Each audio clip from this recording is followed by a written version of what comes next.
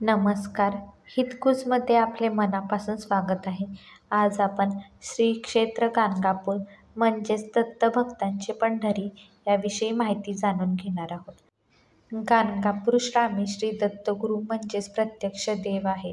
गाणगापूरचे महात्म्य दिवसेंदिवस वाढतच आहे. येथे आलेले सर्व भक्त त्यांच्या संकटातून तारले जातात. येथे दर्शन मात्राने भक्तांची दुःखे, कष्ट, संकटे नाहीसे होतात. त्यामुळेच या क्षेत्राला एक आगळेवेगळे महत्त्व आहे. भीमा अमरच्या संगमामुळे या स्थानाला कमालीचे नैसर्गिक सौंदर्य प्राप्त झाले आहे. भीमा अमरच्या संगमावर स्नान करून स्वयंभक्त दुपारच्या वेळेस निर्गुण मठात भिक्षेसाठी गुप्त रूपाने कोणत्याही रूपात उपस्थित असतात.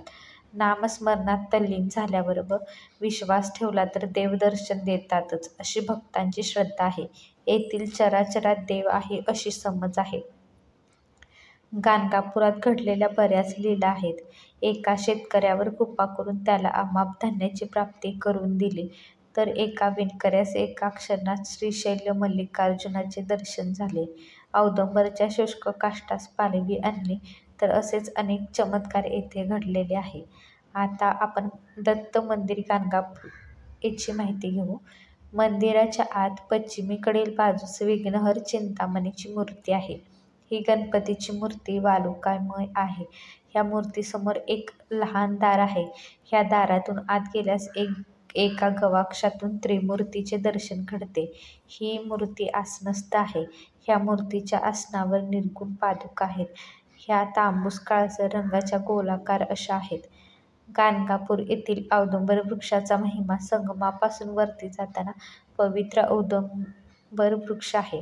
ह्या वृक्षामध्ये साक्षात दत्तप्रभूंचा वास आहे असे म्हणतात. ह्या ठिकाणी गणपतीची मूर्ती व पादुका स्थापित करण्यात आल्या आहेत. हजारो भाविक ह्या औदुंबर वृक्षास प्रदक्षिणा घालून व्याधीमुक्त झालेले आहेत. भक्तांची सर्व मनोकामना पूर्ण करणारा हा औदुंबर वृक्ष आहे. गाणगापूरच्या परिसरात अष्टतीर्थ आहे. षटकुल तीर्थ, नरसिंह तीर्थ, भागीरथी तीर्थ, पाप विनाशी तीर्थ, कोटी तीर्थ, रुद्रपाद तीर्थ, चक्रेश्वर तीर्थ व मन्मथ तीर्थ. भागीरथी तीर्थालाच काशीकुंड असे म्हणतात. एका आख्यायिकेनुसार एका भक्ताने शंकराची आराधना करून त्यांना प्रसन्न केले व त्या भक्ताच्या इच्छेनुसार काशीची गंगा तिथे आणली. असे म्हणले जाते की ह्या पाण्यात स्नान केल्याने पापे नाहीशी होतात. ह्या तीर्थात स्नान केल्याने काळ मृत्यू, अल्पमृत्यू नाहीसा होऊन शतायुष्य प्राप्ती होते. दारिद्र्य नाश होतो. सर्व पापे नाहीशी होतात. आत्मशुद्ध होऊन मोक्ष प्राप्ती होते. काशी क्षेत्रातील गंगा स्नानाचे पुण्य मिळते. प्रयाग येथील त्रिवेणी संगम नद्यांच्या स्नानांचे फळ मिळते. जन्मांचे दोष नाहीसे होतात. ज्ञानप्राप्ती होते. वंशवृद्धी होते. श्री क्षेत्र गाणगापुराचे दिव्य स्थळ भस्माचा डोंगर. भस्माचा डोंगर या दिव्य स्थळाचा एक विशेष महत्त्व आहे. येथील पवित्र विभूतीला भक्त घरी घेऊन जातात. हे येथील मुख्य गुरुप्रसाद आहे. श्री क्षेत्र गाणगापुराचे भस्म प्रसिद्ध आहे. येथे विश्वकल्याणासाठी ऋषीमुनींनी यज्ञ केले होते. ह्याच यज्ञातील विभूती साठवून भस्माचा डोंगर म्हणतात झालाय, म्हणून याला भस्माचा डोंगर म्हणतात. अजूनही येथून भक्त ही विभूती घेऊन जातात. तरी पण हा डोंगर तसाच आहे. ह्या भस्माने पिशाच्य बाधा दूर होते.